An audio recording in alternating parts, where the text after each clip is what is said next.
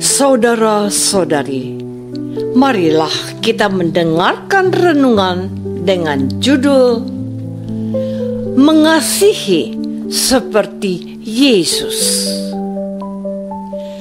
yang berdasarkan pada Injil Yohanes bab 13 ayat 34 dan 35. Aku memberikan perintah baru kepada kamu, yaitu supaya kamu saling mengasihi sama seperti aku telah mengasihi kamu. Demikian pula kamu harus saling mengasihi. Dengan demikian semua orang akan tahu bahwa kamu adalah murid-muridku, yaitu jikalau kamu saling mengasihi. Dalam nama Bapa dan Putra dan Roh Kudus. Amin. Saudara-saudari terkasih dalam nama Tuhan Yesus Kristus,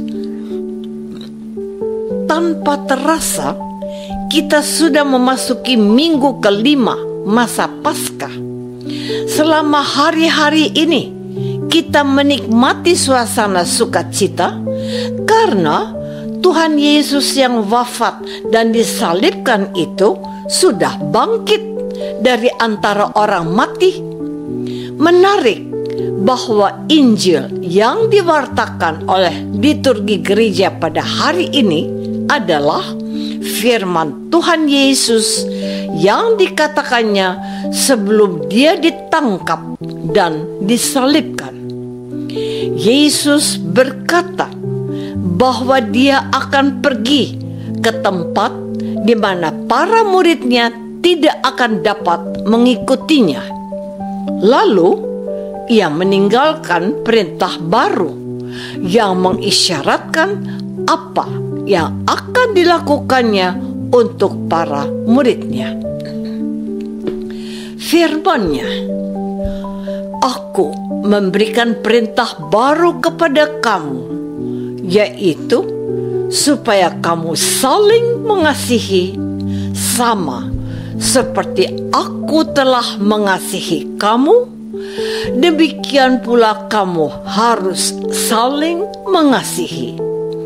Dengan demikian semua orang akan tahu bahwa kamu adalah murid-muridku, yaitu jikalau kamu saling mengasihi. Ada dua hal yang mau dikatakannya kepada mereka, bahwa mereka harus saling mengasihi dan mereka harus mengasihi seperti Dia akan dan telah mengasihi mereka. Apa yang dimaksudkan oleh Yesus? Saudara-saudari terkasih, Tuhan Yesus pernah berkata, kamu tidak lagi kusebut hamba, melainkan sahabat. Yesus adalah sahabat mereka. Seorang sahabat mengasihi mereka, bahkan dengan menyerahkan nyawanya untuk mereka. Itulah bukti cinta sejati seorang sahabat. Sebab ia tidak menyisakan sedikit pun untuk dirinya. Bahkan nyawa sebagai harta utama pun diberikan untuk kebahagiaan para sahabatnya itu. Teladan Yesus yang telah dinyatakan dan dibuktikannya dengan mati di kayu salib telah mereka alami. Dengan kegelisahan itu ternyata adalah bukti kasihnya kepada mereka. Gereja Kudus mengangkat kembali kisah kasih Yesus itu kepada kita yang berkumpul dalam gereja kudusnya pada hari Minggu ini, bahwa sudah diperintahkan sejak zaman dahulu. juga dalam kebudayaan-kebudayaan di berbagai belahan dunia, bahwa orang harus hidup dalam kasih satu sama lain. Namun, mengasihi seperti Yesus, itulah pembedanya. Saudara-saudari terkasih, pada hari ini Gereja Kudus mewartakan karakter cinta seorang pengikut Tuhan Yesus. Tidak cukup mengasihi, tetapi harus mengasihi siapapun seperti Yesus telah mengasihi kita, orang-orang yang berdosa ini.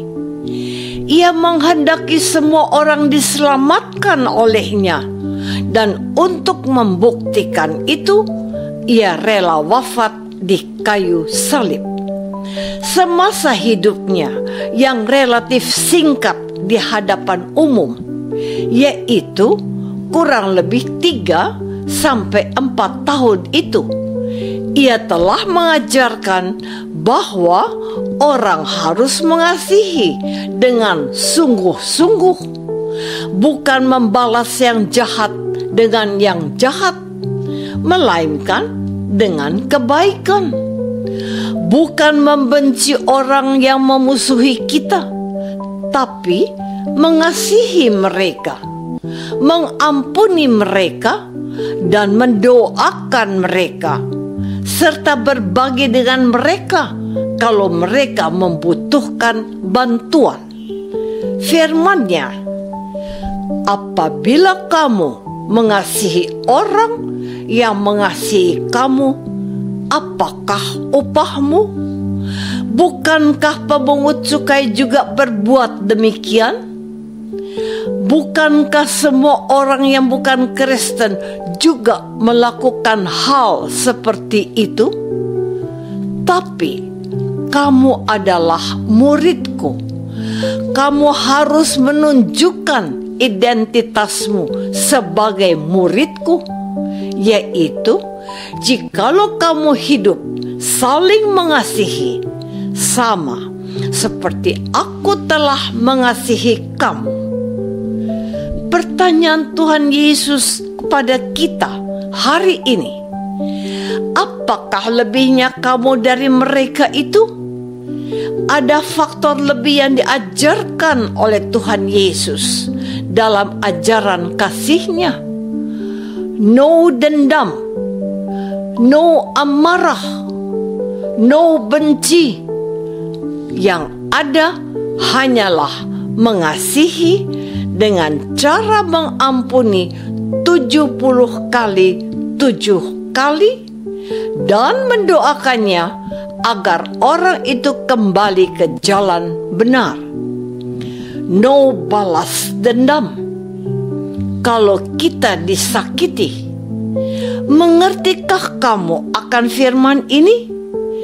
Kalau ditampar pipi kananmu, berilah pipi kirimu. Tidak ada kemarahan, tidak ada kebencian, dan tidak ada pembalasan. Saudara-saudari terkasih, belum lama ini ada peristiwa pembubaran perayaan Ekaristi pada hari Rabu Abu di Arkamanik, Kota Bandung oleh sekelompok orang yang ekstrim, justru dilakukan pada bulan puasa saudara-saudara kita umat Muslim. Namun, apakah orang Katolik di situ melawan? Tidak. Secara persuasif mereka mencoba menyadarkan orang-orang yang merasa memiliki kebenarannya sendiri.